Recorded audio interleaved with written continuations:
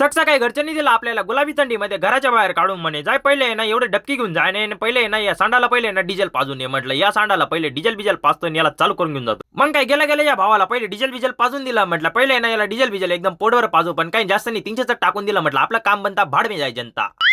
पप्पा ते म्हणे मी पंप मारतो तुम्ही ना पहिले ट्रॅक्टरवर बसा ट्रॅक्टर चालू करा बसायला गेलो तर डायरेक्ट शीट गायब ना भाऊ विचारू नका म्हटलं आता ये मी घरच्यांना दाखवलं घरचे म्हणतील तूच तोडलं ये भी मेरी गलती है नहीं भाई मेरी गलती है। मग काय ट्रॅक्टर विक्टर बेले पाडायला घेऊन आलो हा बघा भाऊ मध्ये येत होता म्हटलं बाजूला सरक नाही ते ना तुला किडनॅप करून घेईल मग काय किडनॅप तर नाही केलं त्याला पण ना आपले डायरेक्ट ट्रॅक्टरच्या हात अटकून गेले म्हटलं घरचे म्हणतील आता हे तूच केलं म्हटलं मी तर नाही केला मग त्यामुळे तुमचा भाई निघाला व डायरेक्ट घराकडे म्हटलं चाललं होतं की आहे आपल्या एरियाला इतकं पाणी पण तुमच्या भावाला पोता येत नाही तो विषय वेगळा आहे त्यानंतर तुमचा भाई निघाला होता डायरेक्ट निघाला पप्पांसोबत म्हटलं चला थोडंसं शेतात जाऊन थोडं काम बिम करवा मग गेल्या पप्पांनी आपल्या हातात त्यांना पुष्पाच्या हातातली कुऱ्हाड दिली पुष्पाने चंदन तोडलं होतं तू चंबोल्या तोड म्हणे म्हटलं